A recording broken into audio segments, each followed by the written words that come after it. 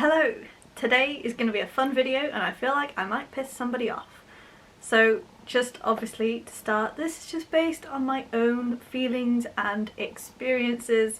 I am not projecting this onto anyone that is Wiccan. This is just my own feelings and my own journey. Just putting that out there. But that's not going to stop people being mad at me. Why did I leave Wicca?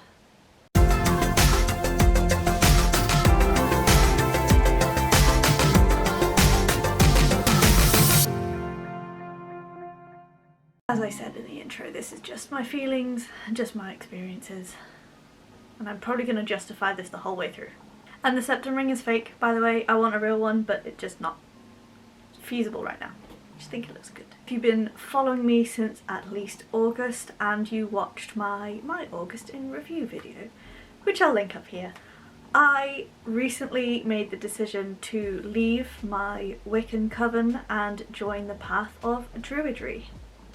Now, why did I do that? Because it was right for me, is the very short and simple answer. It was just right for me. I never truly felt Wiccan, I guess.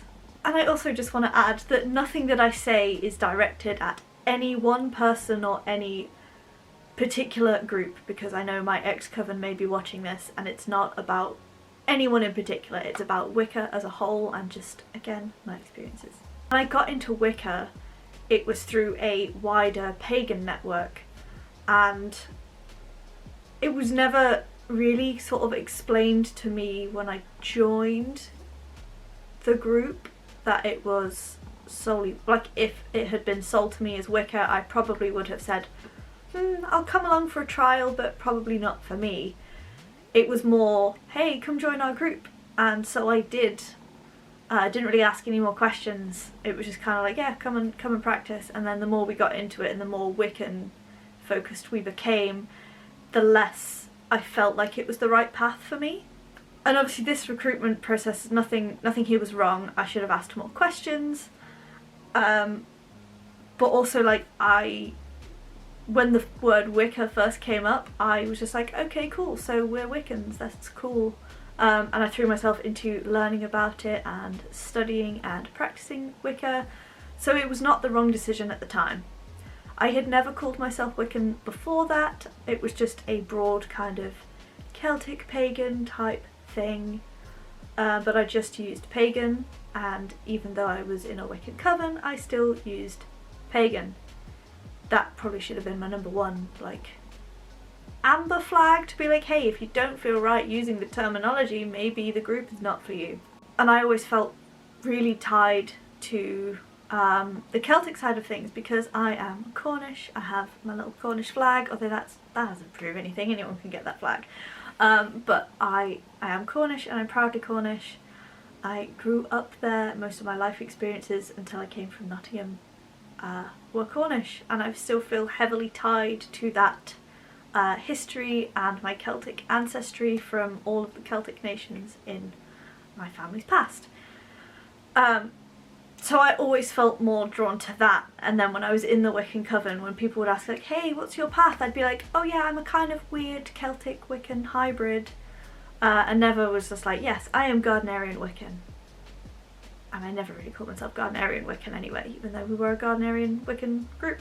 Another thing about Wicca, just in general, outside of really me, is it's very heavily gendered. And I am always up for a challenge, and I will have an identity debate and discussion about where my identity as a genderqueer person fits within my faith, my life, the outside world, etc. That discussion is wonderful and worth having, definitely, and that's why I've made videos about it. You can see one up there.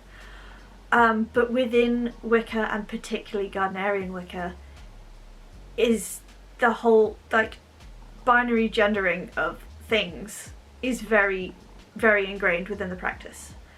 Everything has a masculine and a feminine element. And while I'm very happy to play with that and blend with those, and like, I will stick to masculine symbolism, it being such a heavy influence on every part of a ritual isn't the most comfortable experience for me as a transgender pagan. It's kind of... it is difficult when you are in the magical headspace and then that is the time when people are choosing to challenge your identity. Like that, there is a disconnect there, and it's very easy to bring you out of the magical space by saying, yes, this masculine symbol enters the feminine symbol because that's how the world works and that's how fertility works. And I'm like,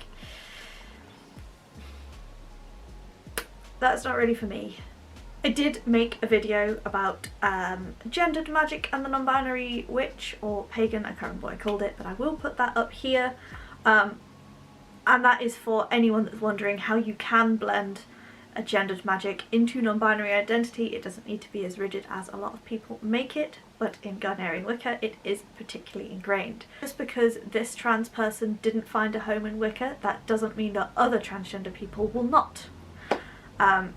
Wicca can and is very trans-friendly in parts, just my experiences with it wasn't, and it was getting in the way of the practice, which is the most important point, I think, to make on the gendering side of Wicca. You can argue that that's not real Wicca for this next point, but like, it is becoming that way because Wicca is not exactly an ancient religion, and like most religions, it grows and adapts as the communities practicing it grow and adapt. So the more people studying and practicing Wicca, the more it changes and adapts to those people and to modern situations, new technology, new identity, new thought processes, new materials, and all that jazz.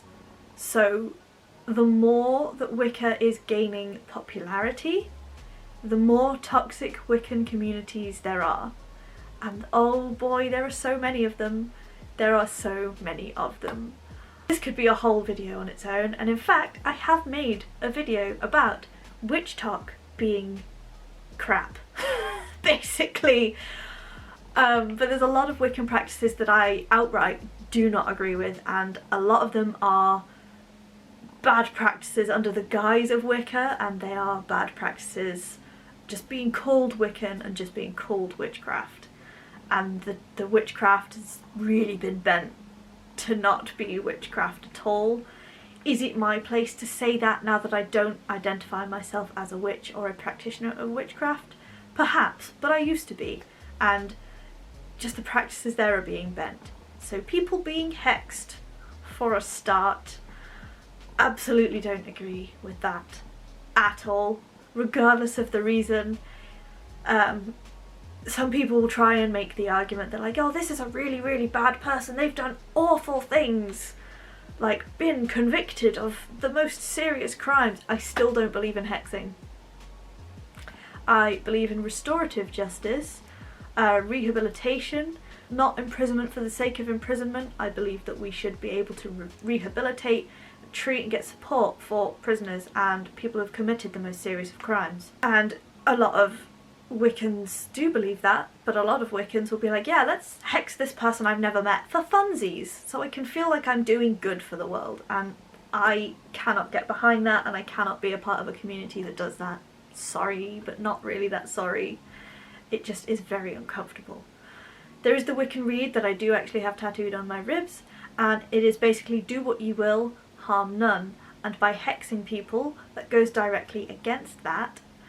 There is a video that I've wanted to make for a long time about the Wiccan Rede, and I do believe that that Rede, do what you will, harm none, has a place in other paths and other pagan faiths, and I believe it has a place in Druidry, because Druidry is all about peace. And I can't remember the exact wording of the quote, but without peace no work can be done. I feel like that is a very similar vein to do what you will, harm none. So yeah, there is a future video coming on that at some point. This is not that video. The more Wicca is popularised, the more toxic communities grow from that, and the less I want to be a part of it, and the less I want to be associated with it. And I really just don't like what Wicca is becoming, and a lot of the origins of Wicca I don't like either, so why really would I be Wiccan? And I really don't want to dwell on the negative parts of Wicca, because Wicca has been so fulfilling for so many people, and most Wiccans do not fall under anything I've just said. It still doesn't fit me as a person, for reasons I will get onto in just a second when I'm done like hyping Wicca back up. It can be the right path for so many people, and there are so many interesting parts of Wicca that I will be taking with me into Druidry. For example, working with the elements. That's a very Wiccan thing and not really a Druidry thing, but like there's nothing in Druidry to say that you can't play around with the elements if you don't want to. They're just used in a different way, and I find Wicca, if you are really into spell work, is great for you. I'm less into spell work and more into ritual, which is why Druidry also fits a little bit better, but there is a heavy amount of ritual in Wicca if you want there to be. It's a whole confusing mess of stuff, and a lot of the things I'll say, people will be in my comments like, oh, but you don't have to do that in Wicca, because you don't have to do anything in any path. But that's just one of my many reasons of why it doesn't fit. So why Druidry? I have always been pulled or interested in or felt an affinity for Druidry. It has just always been an interest in my brain, and I don't know why, and I don't really know why I never got into it until now. I was always like, yeah, I'd love to get into Druidry, and then just never did. So now I have, and the more I learn, the more it fits. The more it fits the values that I have, the more it fits with my my relationship with my ancestry and my heritage. The more it fits with just my love and obsession with Cornwall, and the more it just fits every aspect of what I'm looking for in my spiritual practices. I've always felt super connected to my Cornish heritage and my Celtic ancestry, like always. And learning more about Celtic history is absolutely fascinating, and again, the more I learn, the more it fits, the more it makes sense, and it just makes sense every step of the way. I recently joined the Order of Bards, Ovates and Druids, and every single step on that journey, when I have said I am genderqueer, there has been very few questions asked. No one has tried to challenge my right to exist in these spaces. They have not tried to challenge me out of any spiritual spaces. The only questions I've really been asked are, what are your pronouns and how would you like to be addressed? Granted, I still have a lot more network connections to make and experiences to have where bigger questions will probably be asked of me, but that is absolutely fine. What is spirituality without challenges? And you are encouraged to question things, so why would I not welcome questions? It just so far has not got in the way of my existing in those spaces and my practice in Druidry. Everyone has opened their arms to the non-binary and the genderqueer and the trans community. There was an experience in one of their spaces where they were just asking, how can we make our gender selection more inclusive of trans people? What would you like to see? Which was wonderful, and I believe that came from somebody who is not non-binary, which is always just nice to see. And all the replies on there actually made me cry happy tears, because it was people that were like, yes, this doesn't affect me, but I am fully here for this. Let me know if I can support, because I know some IT things. And I was like, oh, amazing. Whereas in Wicca, some of those spaces would just be more interested in like, oh, but you know, would you be a high priest or a high priestess? I just feel more at home now, which I think is much better. I don't really know what else to add to this apart from just the more I learn, the more it fits, and it just fits better. Why did I leave Wicca? It didn't fit.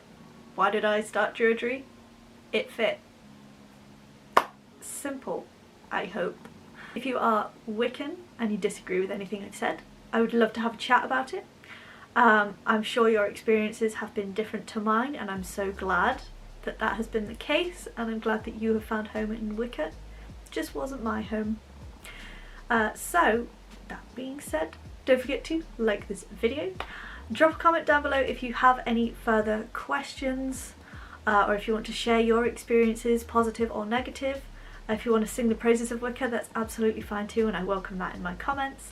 Subscribe to my channel if you haven't already and ring that notification bell so you get notified every single time I post a new video.